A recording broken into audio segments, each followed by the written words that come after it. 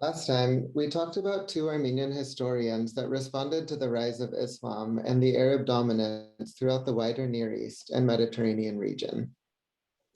The first, attributed to Sebeos, is one of the earliest documents to describe the Prophet Muhammad and the Arab conquests. Making use of the biblical book of Daniel, the author gave an apocalyptic interpretation to contemporary events, attempting to explain how they fit into God's providential plan for human history.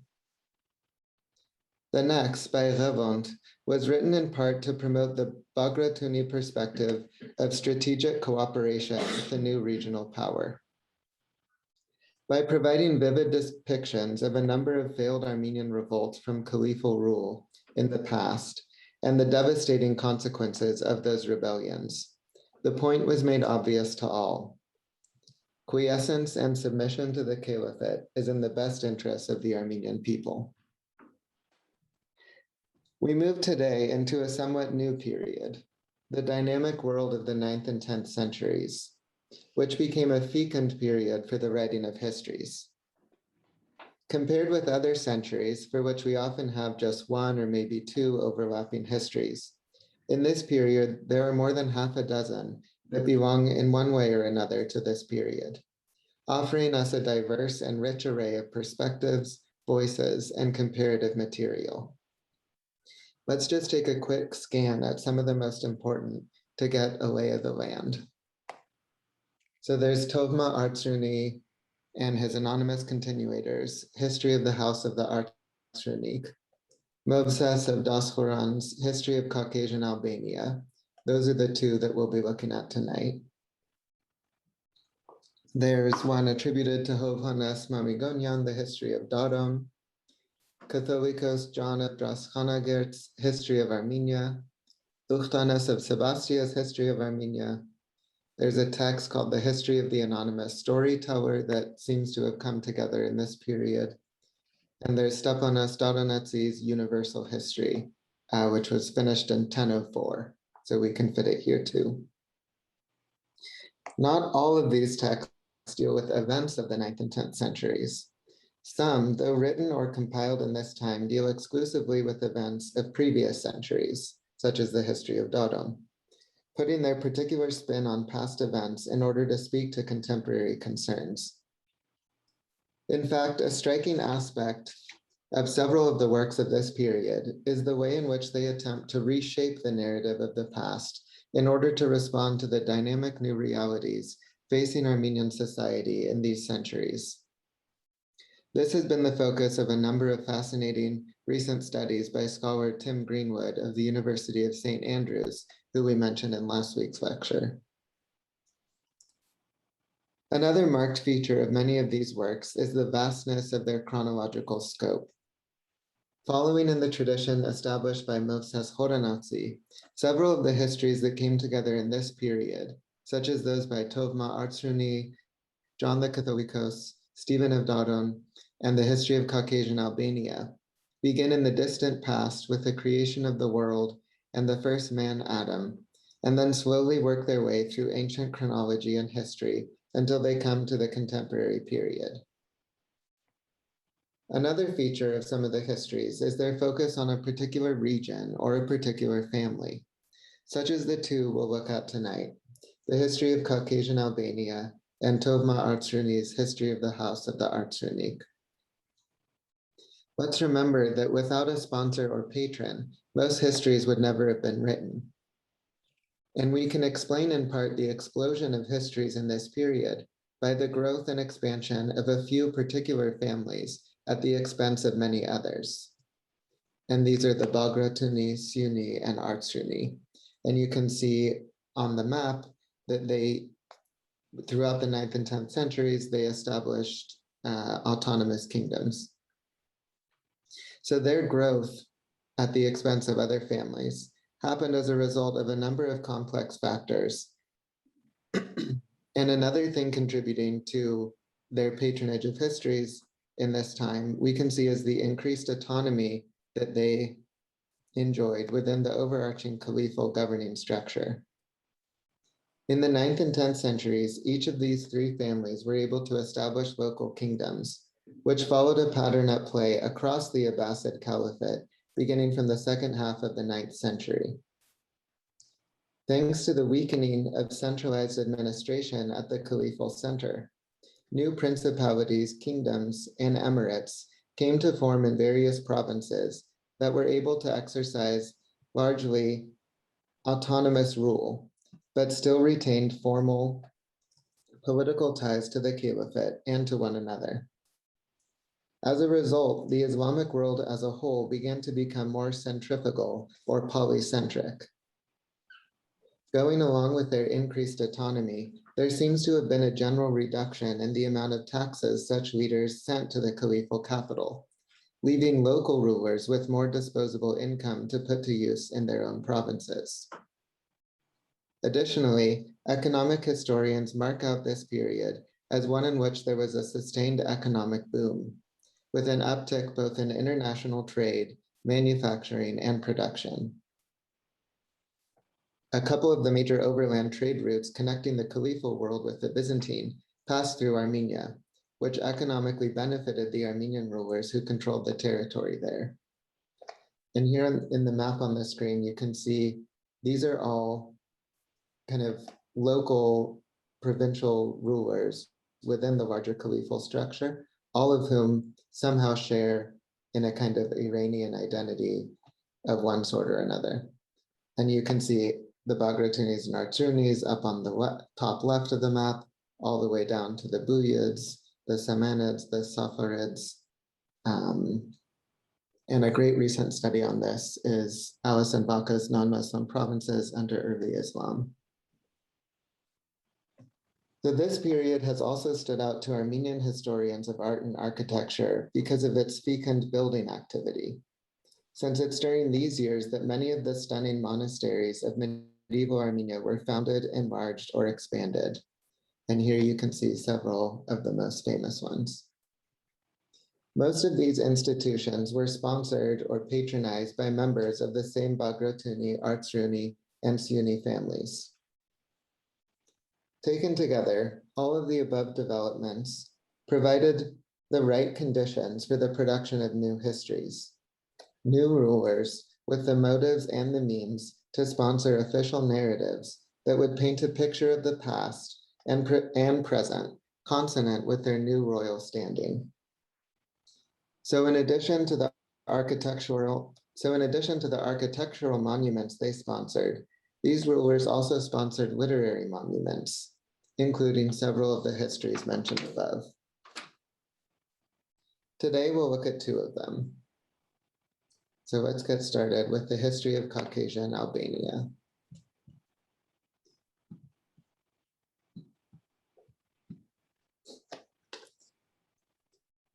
So you can see the two editions available.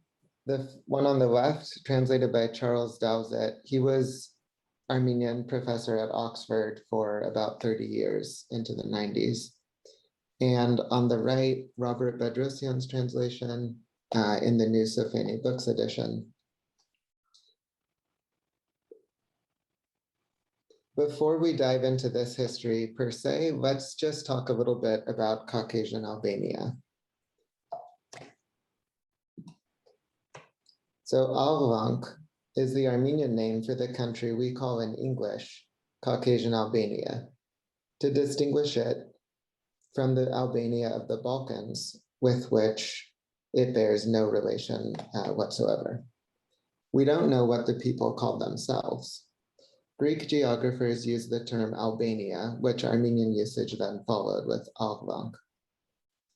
The history itself provides an etymology for Albank, connecting it with Old Armenian Alvu, meaning sweet, claiming that it was so called because of the sweet disposition or temperament of the country's first governor, Aran, who was appointed by Armenia's first king, Valarshak. Along with the Virk, or Iberians, Eastern Georgians, Armenia and Caucasian Albania all shared very close ties together, politically, religiously, and culturally. They were all officially Christianized in the 4th century. And as I mentioned in the last lecture, after the Arab conquests, they all three together comprised a single province in the Caliphate, known as Al-Armenia. Most of us probably have some familiarity with the Iberians or Georgians, since there is still the country of Georgia today. But there is no Caucasian Albania anymore. They lived in what today is the modern nation of Azerbaijan. As some of you may know, in recent years, and notably after the recent Nagorno-Karabakh war in 2020, the Azerbaijani government has been attempting to promote the idea that Azerbaijan is the descendant of Caucasian Albania, and thus that all of the Armenian churches in its territory rightly belong to them. Perniciously, the government has enlisted the help of a small minority group in Azerbaijan, the Udis, who essentially are the last surviving Christian people group that can claim direct descent from the Caucasian Albanians, though not part of the Caucasian Albanian Church. So they've been enlisting them to seek to revive the Albanian Church and show themselves to have a native Christian community that can claim ownership of the churches and other Armenian buildings and monuments in their nation. In light of all this, it seems especially relevant to spend some attention on the history of Caucasian Albania, which, written in the Armenian language, is the only text of its kind to survive from this otherwise lost Christian people. So who were the Caucasian Albanians?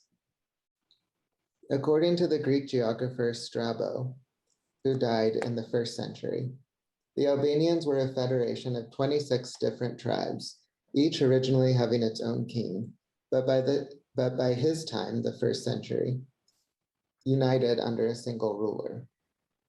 The original capital, circled in red, was Kabala, not sure how to pronounce it, north of the river Kur, which you can see the main river flowing through there. But in the 5th century, the capital was transferred to Bartov, located south of the river. And here you can see them both. Along with Armenia, and through Armenia's influence, the Caucasian Albanians were Christianized in the 4th century. And in the 5th century, Mesrop Mashtots, working with locals, helped create an alphabet for them. Knowledge of the language and its literature was lost until recently, when fragments of certain texts were rediscovered in the 20th century as palimpsests in Armenian manuscripts found in St. Catherine's Monastery in Mount Sinai. So palimpsest is when you erase the text of a previous manuscript and write over it with a new text. And now, thanks to technology, you can read what used to be underneath through advanced digital imaging. So thanks to that technology and the efforts of scholars of Armenian, Georgian, and various Caucasian languages, the alphabet and language was deciphered, and the surviving fragments have been published with a detailed study and description of the old Caucasian Albanian language, or what texts we have of it that survive. And basically what survives is a lectionary, so different readings of the Old and New Testaments. The only surviving text, literary text, that we could call Caucasian Albanian literature, non-biblical text, is this History of Caucasian Albania, but which was written in Armenian, not translated into Armenian. Robert Bedrosian writes the following in the introduction to the history, and so let's read this together.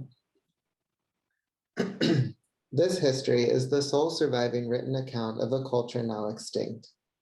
It is the only literary artifact, aside from incidental notices in Armenian and Georgian historical sources, which describes events of note from the socio-economic, ecclesiastical, political, and military history of the Alban people.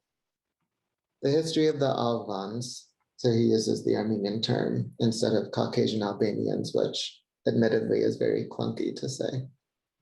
The history of the Albans contains a wide range of invaluable and unique historical and ethnographical information, from an astounding description of a pagan cult's ritual to the Christian cult of relics, from the Alban king at table to a description of the royal court on the move, from descriptions of Sassanian presence dress and court protocols to a priceless interview with the Khazar Khagan, king or ruler. Indeed, the history is a primary but underutilized source for the history of the Turkic Khazar kingdom. Additionally, it provides otherwise unknown information on Caucasian tribes and peoples, resident and nomadic, and supplements and enhances our information on Albania's neighbors.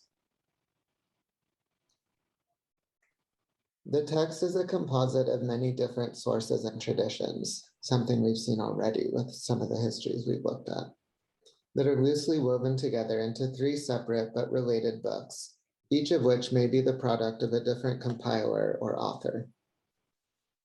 The first book begins with the creation of the world and the first man, Adam, and goes down to the 5th century.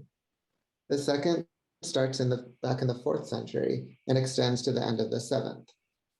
The third book opens with the Arab invasions and a very hostile portrait of Muhammad, very unlike what we saw last week in Sebeos, and reaches into the 10th century with some additional notices that go as late as the 11th. And I have to say, reading this text is a both fascinating and fun experience. There are a variety of different voices within the text, and it is an exhilarating and sometimes surreal experience to hear major world historical events told from the perspective of a people that no longer exists in a language that was not their own. Throughout, there is a love for the local that gives it a kind of powerful immediacy. Take the following description near the outset of Book 1, where after the creation of the world and a run through ancient genealogies, the author comes to a geographical description of Albania. Situated among the towering mountains of the Caucasus, the land of Albania is fair and alluring, with many natural advantages. The great river Kur flows gently through it, bearing fish great and small, and it throws itself into the Caspian Sea. In the plains round about, there is to be found much bread and wine, naphtha and salt, silk and cotton, and innumerable olive trees. Gold, silver, copper, and ochre are found in the mountains. As for wild animals, there are the lion, the leopard, the panther, and the wild ass, and among the many birds, the eagle, the hawk, etc. And it has the great Bartab as its capital. Following Moses Horonatsi, the history looks to weave the Albanian nation into sacred and ancient world history. So just as Haik was made the son of Togarma, the descendant of Noah's third son, Japheth, this history identifies the Albanians likewise as descendants of Togarma. But the author of this part of the history does not have the same kind of detailed genealogy or prehistory as detailed as that of Horonatsi. So after talking about the ancient peoples descended from the sons of Noah and going through a list of the origin of various nations, including the mythological Armenian figures and early Armenian kings, the author writes, "Here begins the history of the government of the Albanians. We cannot say anything definite for the benefit of our readers about the people who inhabited the great Mount Caucasus from the creation of the world down to Valarshak, king of Armenia. On the establishment of his rule over the northerners, he summoned to him the wild, foreign tribes in the northern plain, and round the foot of the Caucasus, and in the valleys and ravines south thereof, down to the entrance to the plain, and commanded them to cease their plundering and murdering, and to pay tribute to the king. He appointed over them governors and prefects, of whom the chief, by order of Valarshak, was a certain Aran of the Sisagan family, descended from Japheth, who received the plains and mountains of Albania from the river Araxes to the fortress of Hanaragirt. And they called the country Alvank, on account of the sweetness of his ways, for they called him Avu, on account of his agreeable disposition. And from among his descendants, they say, famous and valiant men, many governors, were appointed by Valarshak the Parthian. And from his son, they say, descended the inhabitants of the principalities of Udi, Gardman, Zovt, and Gargark. Up to here, we have shown the various genealogies. I think we could see the etymology of Aru as being from Alvank, not just to try to connect Alvank with a word, but it gives a kind of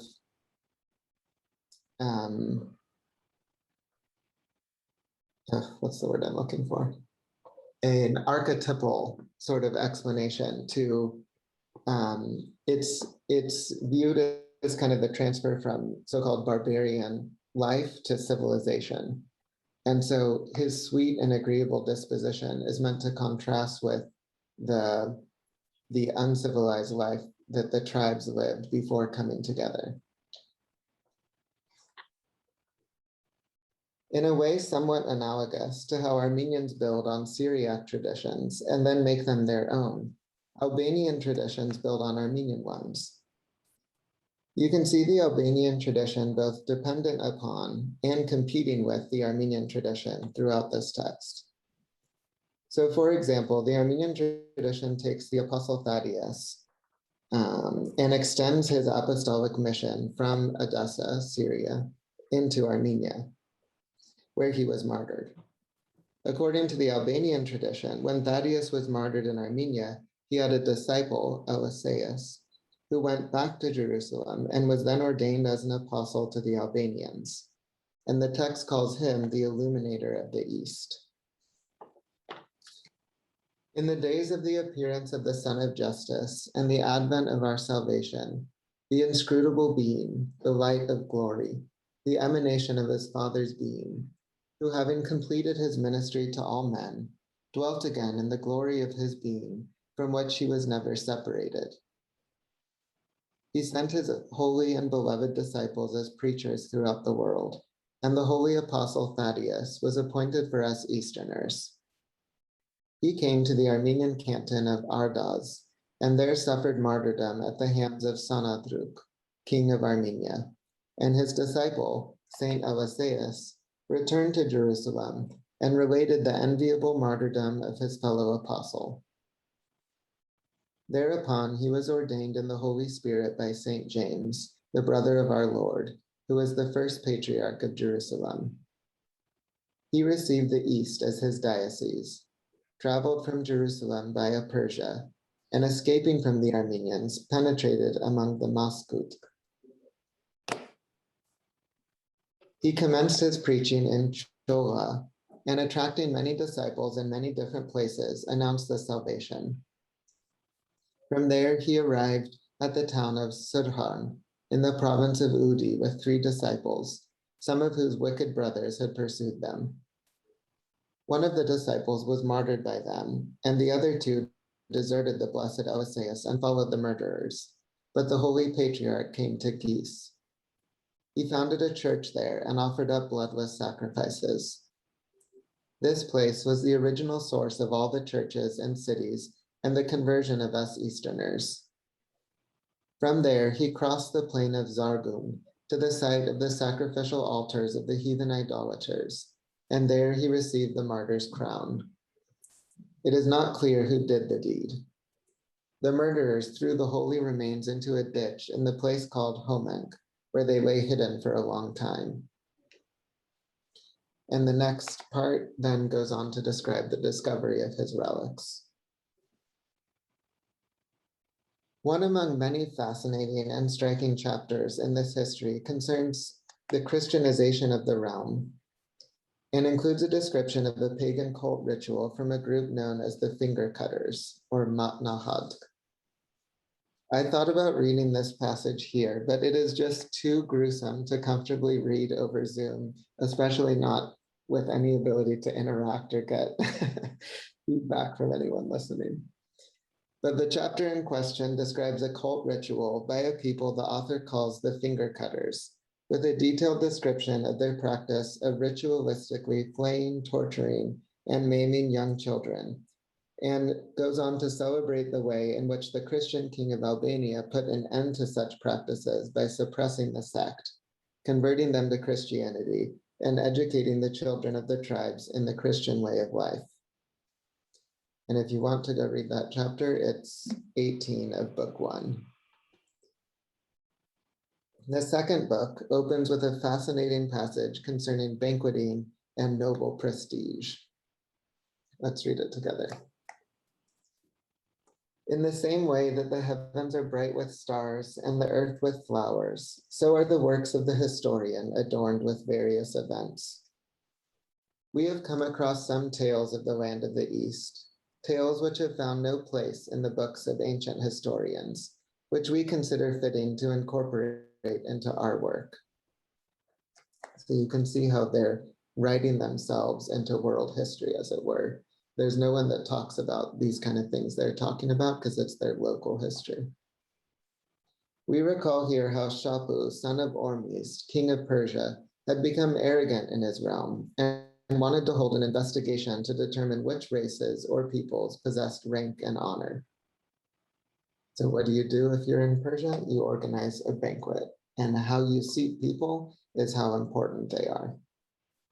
He organized a splendid banquet for all the grandee and ancient families of the lords of Persia, and by goblet and vine slip, he designated the various degrees of precedence which they enjoyed before him.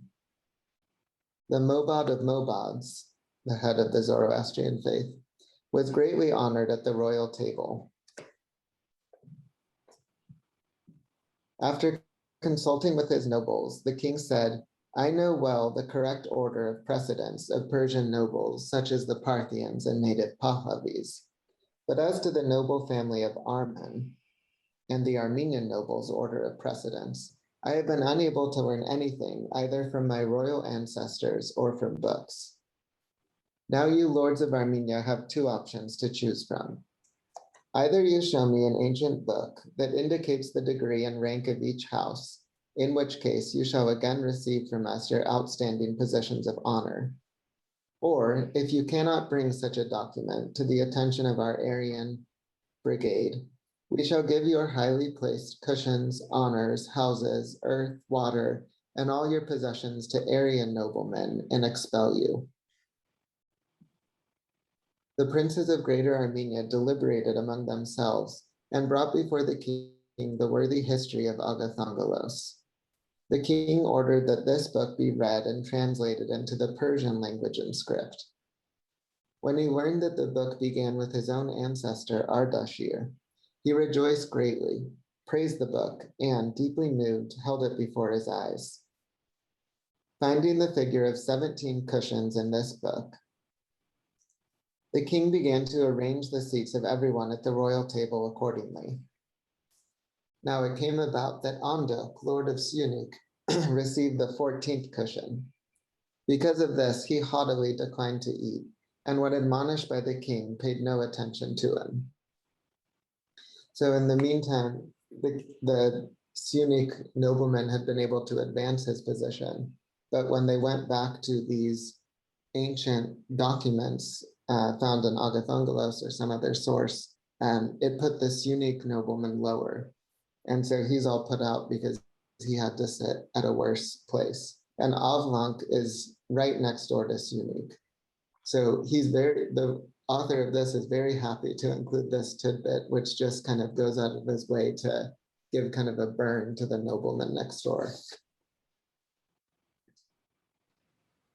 Much of the book has to do with Albanian noblemen fighting to protect their realm from the invading northern nomadic peoples of the steppe, such as the Huns and Khazars. At times, one comes across vivid descriptions of these peoples and their barbaric practices, which the compilers of this history had witnessed up close. Contrast the above description of a Persian royal banquet with the following dining practices of the Khazars. So after they had invaded and sacked the Iberian capital of Tiflis, the Albanian Catholicos is sent at the head of a delegation to seek the suzerainty of the Khazars, in order to avoid having their capital, Barkov, face a similar fate as that which befell Tiflis. So this describes the Catholicos and his contingent of people he's sent with to go to the Khazars. When they had passed along the valleys through the mountains and emerged into the fair, even and fertile plain of the province of Udi, They were unable to recognize the place on account of the numberless troops of Sat's army. Sat is the Khazar prince or king. As once the sea around the Jews in the middle of the Red Sea, so the edges of the innumerable army rose like a wall to the right and left of them, all the way to the court of the son of the king. They found him encamped in the same province, close to the north of the great city of Bartov, among the abundant swamps.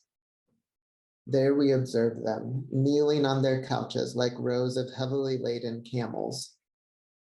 Each had a bowl full of the flesh of unclean animals, and dishes containing salt water into which they dipped their food, and brimming silver cups and beakers chased in gold, which had been taken from the plunder from Tiflis. They also had drinking horns and chodom-shaped utensils, no one knows what chodom means, with which they lapped up their broth and similar greasy, icy, unwashed abominations. 2 or 3 of them to 1 cup, they greedily and bestially poured neat wine or camel's milk into their insatiable bellies, which had the appearance of bloated goatskins. There were none of our customary cupbearers before them, and no servants behind them, not even in the case of the king's son. Soldiers armed with shield and spear, however, kept a careful watch round the members of his court.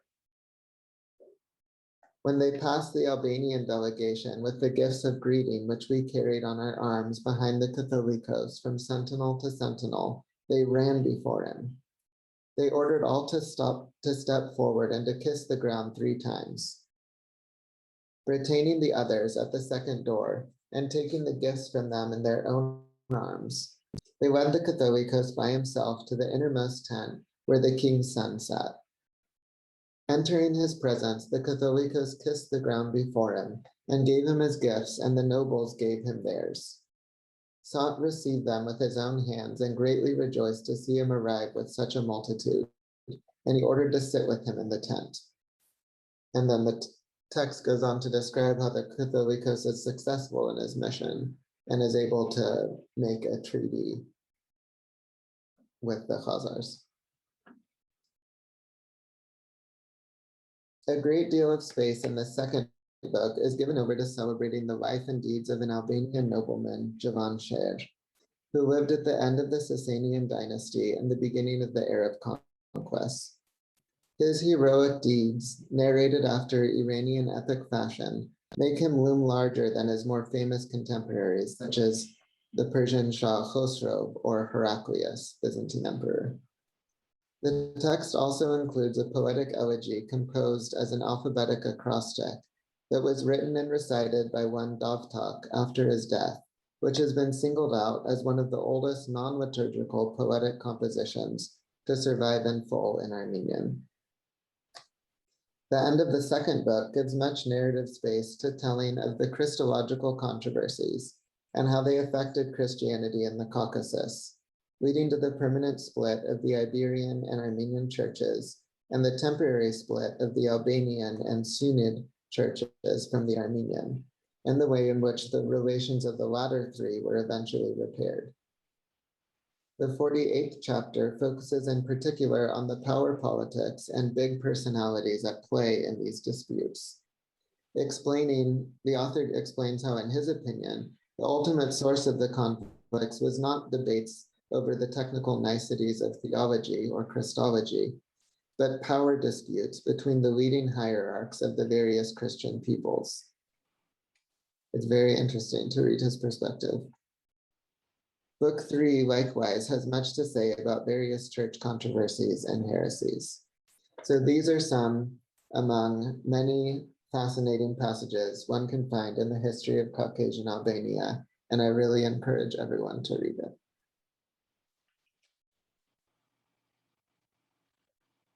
Our next text is the history of the House of the Artsrunik. And here you can see the edition by Robert Thompson from 1985, translation and commentary.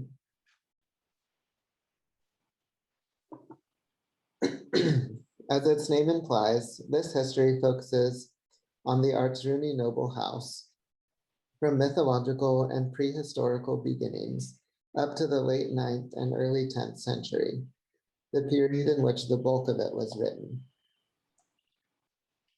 Tovma was a cleric of the Artsrunik house and was commissioned by Artsrunik Prince Grigor Derenik near the height of Artsrunik influence in southern Armenia, Vaspuragan. After Prince Grigor Derenik died, the patronage of the work was continued by his son Gagik, who managed to achieve the rank of king and thus initiate the kingdom of Vaspuragan. The third book, which treats 9th century topics contemporary to the author, focuses on the contemporary Artsrunik expansion across Vaspuragan, highlighting their military victories over Arab emirates such as the Uthmanids, their building projects, patronage of religious institutions, and relics. Tovma's account breaks off unfinished around the year 904, when presumably he died. Added to the history are shorter pieces by anonymous continuators, including a panegyrical account of King Gagik composed shortly after his death, which focuses on his military prowess, valiant deeds, and great civil and religious building projects. The last edition covers events as late as the 13th century. Tovma was a very learned and educated man who was thoroughly conversant with both the Armenian historical tradition, he drew most of all from Moses Khoronatsi and Yelishe, as well as a range of historical and literary sources that he used to connect Armenian topics with events of broader world historical significance. He also transmits a great deal of popular folk tales and legends that were local to Vaspuragan, making his text fascinating to read, among other reasons, for the way in which the particular and the universal, the local and the global, are woven together. He describes his project and his sources in this way in the preface. I, who received the request to compose this work from you, Grigor, Lord of the Artsrunik and Prince of Vaspuragan, have accepted your command, which your fond desires imposed on you. In the narrative of this book, I shall indicate the genealogy and nature of your ancestors. I shall set out in order the dates according to the birth of each one of them, bringing the account down in full to our own time. So remember, they have ambitions for kingship. And so we've talked about the importance of genealogy and ancient ancestry to noblemen in this period. So the more ancient and illustrious your pedigree, the higher your standing or your kind of bragging rights vis-a-vis your peers. Concerning events in Armenia wrought by the rule of the Muslims, with diligent obedience following your command, I shall set to work. To the best of my ability, I shall set out in this history in summary form the most important events and what are the appropriate ones. I shall indicate in this history the least and smallest remnants of records relative to events and places from the earlier and previous historians of our native lords of the Artsrunik family, so that their valor and virtue may be clearly revealed by name, place, and time. So again, going back to tell the ancient history, but with a focus on this particular family. And I shall seek out the most important ideas as inspiration for this account, who they were, and when, descended from whom, where, how many, what sort they were, the manner of their reigns, and the ways in which they distinguished themselves. Also concerning their wars and victories, whether they were victorious or were defeated, and how some of them, for various reasons, provided help and advantage to themselves or their comrades. Whatever descriptive information under these topics is included in previous accounts, we shall abbreviate in this book, using to the best of our ability the writings of the ancient prophetic histories and the newer teachers of Christ's Church, and the secular tales of industrious and ingenious men, who provided like nurses to us their followers, the wholesome and unadulterated food of sweet and valuable nourishment. bringing us to mature and perfect knowledge in love of science and fear of God. Intelligent and wise, zealous for his excellent and enduring riches, and those here in this world. And he continues in the opening paragraph of book 1. It is only with great effort that one can discover the genealogy of the house of the Artsrunik, because of the far-off times and the disappearance of archives in Armenia. Does it sound familiar? Just the kind of thing that Moses Khorenatsi said, also history of Caucasian Albania. And so you do your best with the sources you have, and then you have some license to invent and praise the house that you're writing for. But the pressing command of your lordship obliges us to pursue rapidly this search and to set down in proper style and to register in this book your desire in eloquent words. Great labor have I expended in the search for what is reliable, perusing the written works of antiquarians and many historical accounts. And I have written down whatever I was able to discover, beginning from Adam down to our own time. Using a pattern with which we are now becoming familiar, Tovma's history also is divided into 3 books, beginning with the creation of the world, like he says. Making much use of Khorenatsi and the biblical and ancient historical sources he employed to write Armenians into sacred and ancient world history, Tovma weaves his own narrative with a special focus on the Artsrunik house. In order to establish a precedent for their 9th century royal ambitions, Tovma provides the house with a royal ancestry, claiming that they're descended from Sennacherib, king of Assyria, who reigned in the 8th and 7th century BC. Mosul, the site of the ancient city of Nineveh, lay only 100 miles to the south of Bostan and Achtamar, which were the capital of the kingdom of Osbaragan. And so the Artsrunik claim is not to some far-off place, as we might imagine it, the ancient Assyrians, but to a kingdom that once reigned near their own realm. We can understand this claim of the Artsrunik as a corollary of, and in direct competition with, the claim of the Bagratuni kings of Armenia and Georgia to the north of Osbaragan, who claimed that they were descended from the royal house of King David. Assyria, of course, defeated the ancient kingdom of Israel, and so the Artsrunik aimed to bolster their own prestige at the expense of the Bagratuni. The message is obvious if you're picking Assyria. Like the history of Caucasian Albania, Tovma also includes fascinating passages that describe local inhabitants and their customs. One such passage gives a vivid picture of the isolated nature of certain Armenian communities who lived up in the mountains. And before we look at that, let's just recall to ourselves the geography of the Caucasus. So look at this map. So look how mountainous the terrain is, and how you can imagine how different communities lived fairly separate from one another.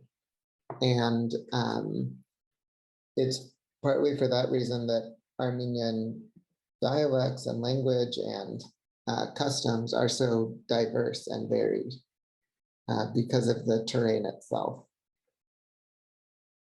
Can anyone see Mount Ararat, by the way? So if you look right here. Yep. Yeah. So here's Lake Sevan, Lake Van, and Ararat here. I love this map, Caucasus Mountains.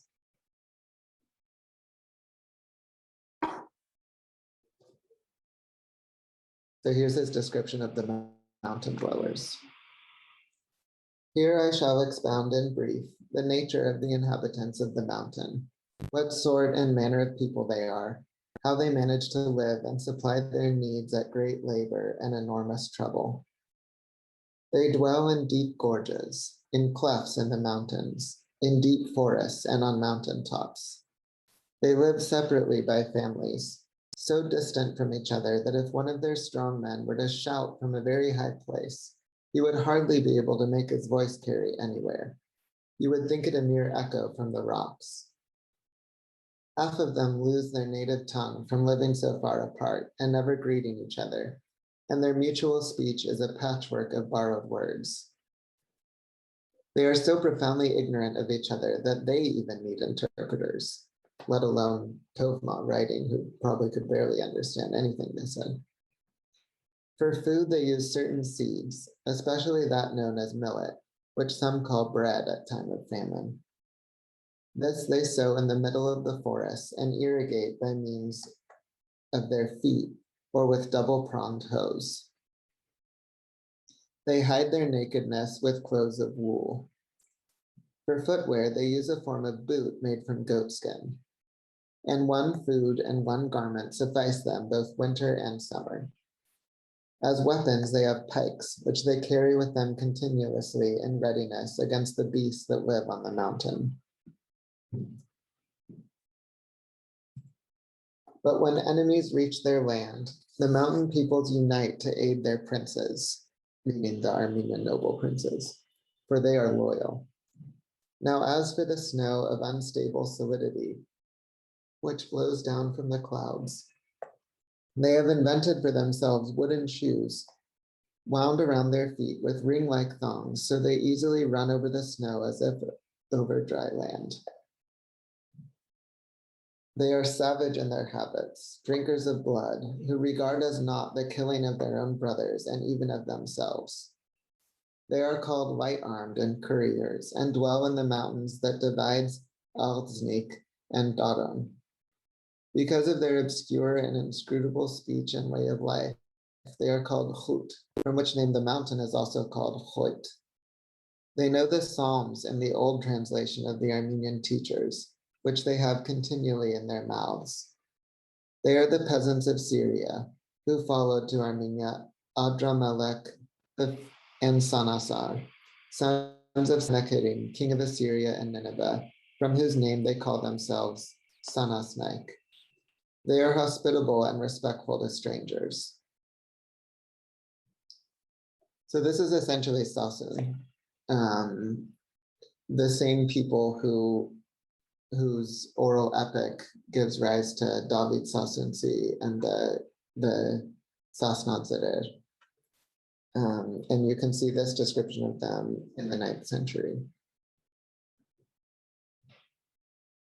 Tovma devotes much of his third book to the period when Al-Mutawakkil was caliph, which is the middle of the 9th century, and the devastating campaigns of his Turkish general Bugh al-Kabir, undertaken in the early 850s as punitive measures after an Armenian revolt.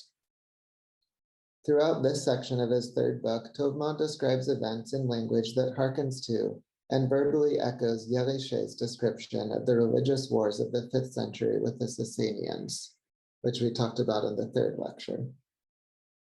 Tovma clearly intended his readers to see the events of the 9th century as parallel to the events of the 5th, and tries to reinforce the same moral lesson of unity among the noble lords, who at the time were much more interested in finding ways to take advantage of the dynamic and fluid political realities of the period in order to advance the interests and standing of their own family. So we can see this in the vivid opening to his third book. Just notice how much talk in this passage is about unity and discord, and the parallel of the persecution of Christianity and Christians by a tyrant for no good reason,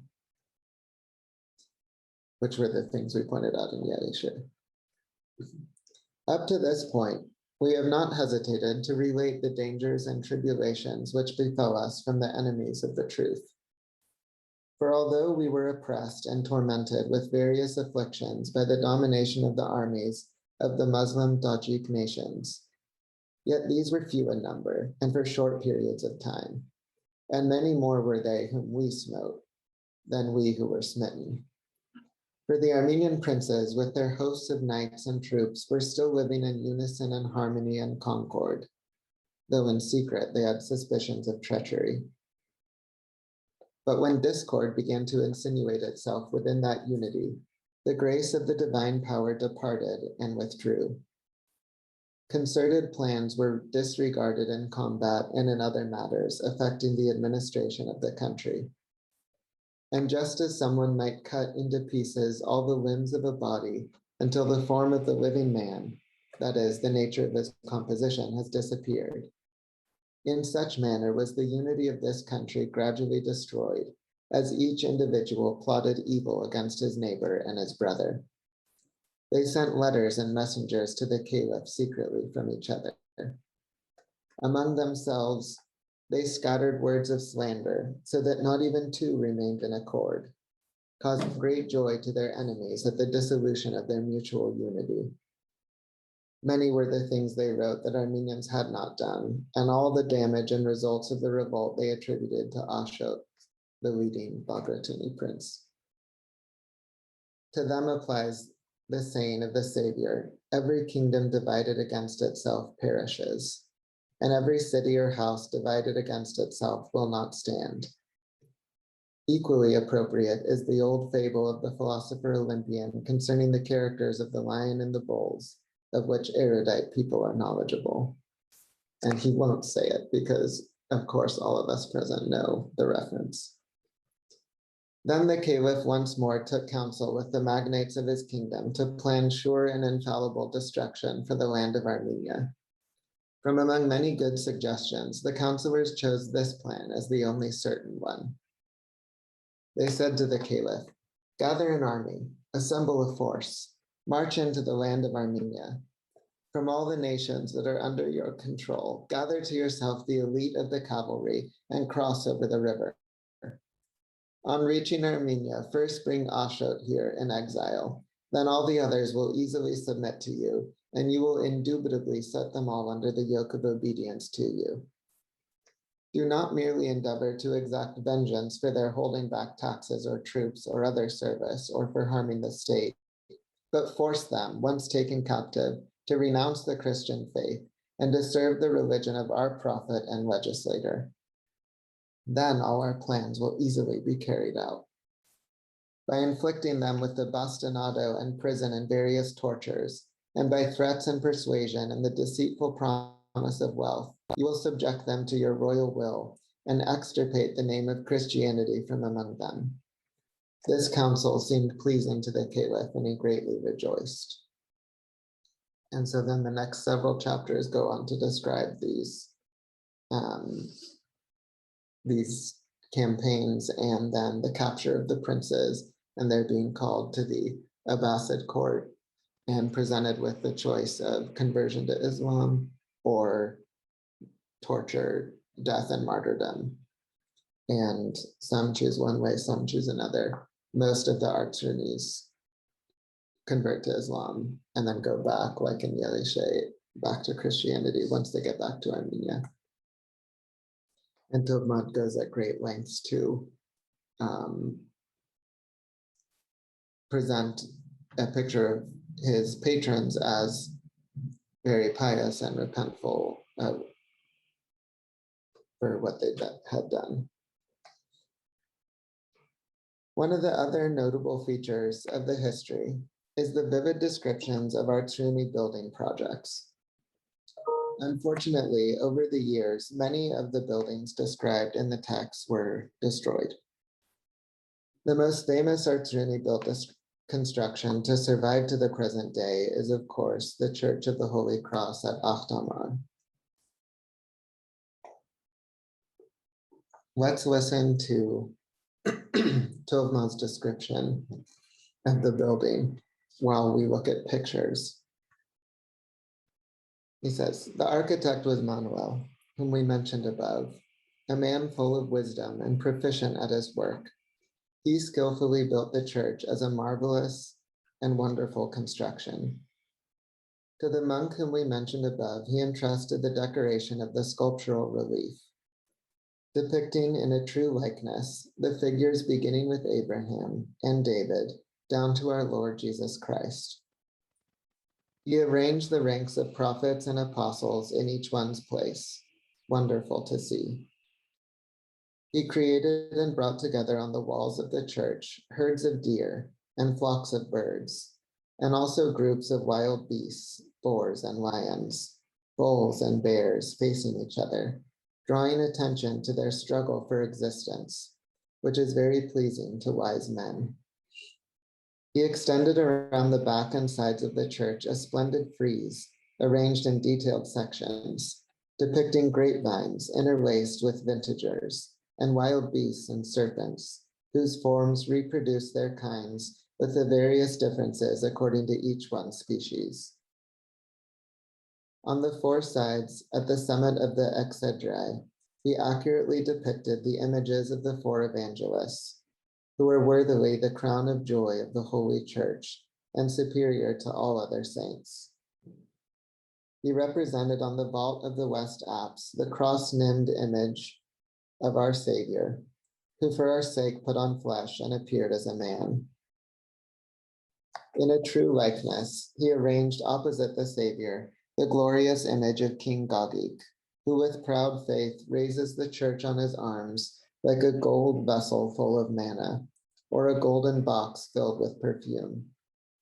He stands in front of the Lord, depicted as if begging forgiveness for his sins. He doesn't look like he's begging to me, but that's what he says. Although there may be words of blame in our history, yet the king will not miss the gifts he seeks, hoping in the future compensation.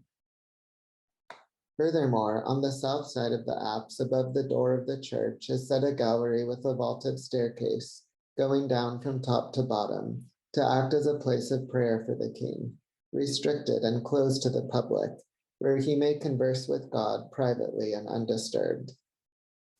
In the interior, he fashioned the wonderful Holy of Holies, with elegant paintings and with silver doors.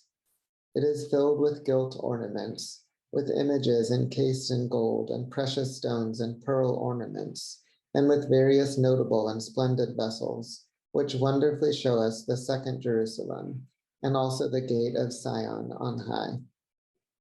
Here are fulfilled the prophetic canticles, "Rejoice, thirsty desert," and again, "The earth will rejoice, and many islands shall be glad." Truly, this was once a thirsty desert, but is now the city of the great God, watered by two ever-flowing springs, from the holy font and the incorruptible blood of the Son of God, which give drink to the thirsty in spirit. Embellishing the day of dedication with groups of bishops and princes, he celebrated a great and joyous festival with grandiose splendor to be remembered from generation to generation. So we have said what concerns the Holy Church. And I'm sure some of you have been to Achtamar and gotten to see it. And my only regret is that I didn't have color pictures available to me when I was putting this together. Okay, the last sort of passage or topic we'll look at here. In a way that harkens somewhat to the epic histories of Pastos Buzant, the world of the Artsrunik emerges as at home in the Arab or Iranian Islamic caliphal world. A visual example, shown here, can be taken from the image of Gagik on the facade of the great church of the Holy Cross on Achtamar, where Gagik's royal image is modeled after contemporary images of Islamic royalty, which have their own origins in the shared Iranian past. We can see a literary depiction of this in a striking scene from the anonymous continuator, who composed a panegyric about Gagik. So, if you don't know, in order to get himself elevated to the status of king, Gagik, then prince, struck a deal with the Sajid emir Yusuf, the emir or Vostigan of Armenia, and campaigned together with him against the Bagratuni king Sambat.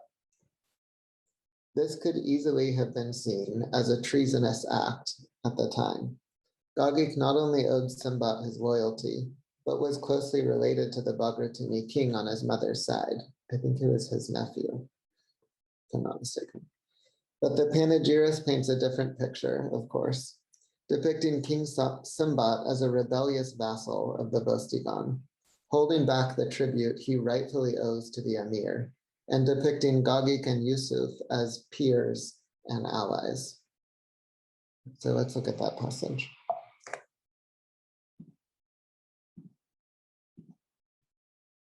At that time, the oppression of the Muslims against the Christians waxed more severe. By royal command, a certain great Bostigan gained the ascendancy over Persia and Armenia. He was named Yusuf, son of Abu Saj, a proud and notable man, more fearsome than the many who had preceded him. He was moved to great wrath against Simbat because of his holding back the royal tribute. Not a few envoys with messages passed between them, but no peaceful solution was agreeable to them. Nearly every Armenian historian describes Yusuf as the worst possible tyrant you could imagine. And this is the only passage that I know of from any of the histories where there's any kind of like positive relationship with a Armenian prince. What's to follow with Gagik? Not a few envoys with messages passed between them. We read that. Since the Emir Yusuf had heard of the repute and the valiant deeds, and also of the wise intelligence of the prudent and renowned Prince Gagik, he had desired for a long time to see him. So he then suddenly sent messengers with letters and many promises to summon the prince with many entreaties to meet him. He heeded the summons promptly in peaceable friendship. And when they encountered each other, he honored the prince with great éclat. When the tyrant beheld his glorious youthful figure and the wondrous beauty of his lovely face, he was amazed.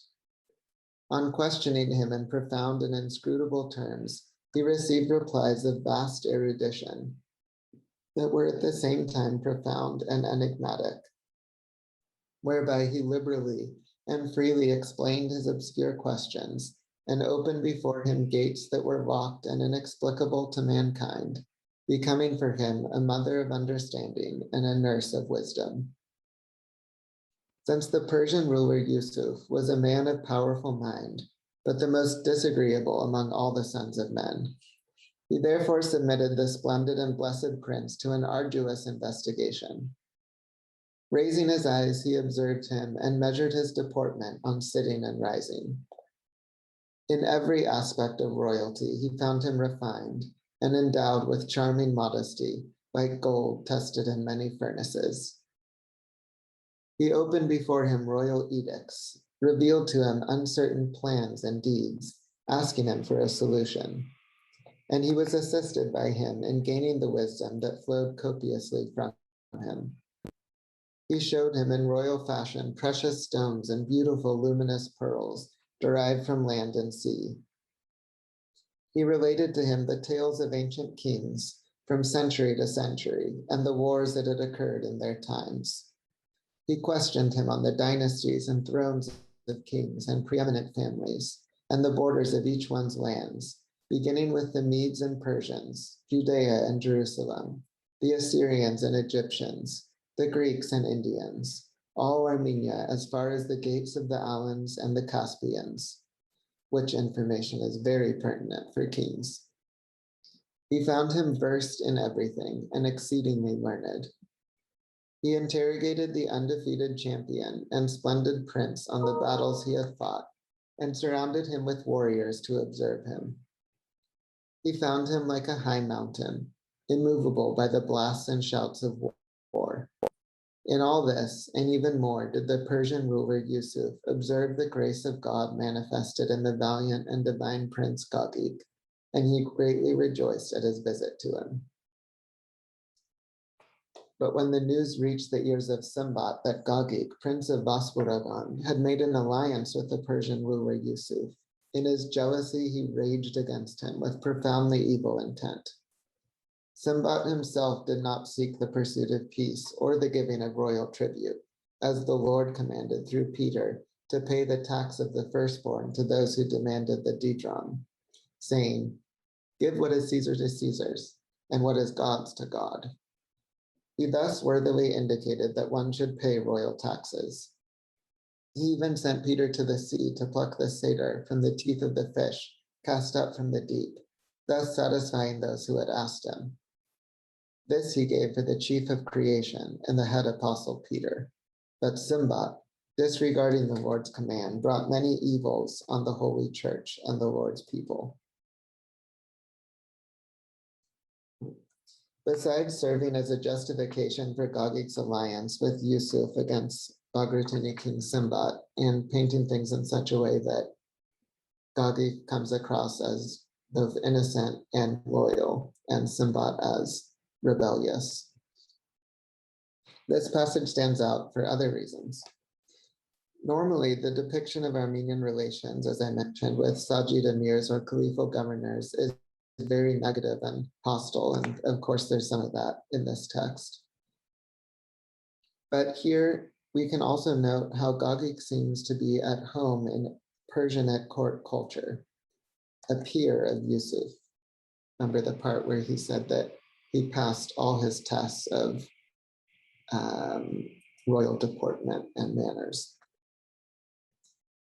Commenting on this passage, Tim Greenwood notes how the scene evokes the 10th century Salon culture of the Majlis and Munazara, where the court was treated as the locus of intellectual dialogue and debate.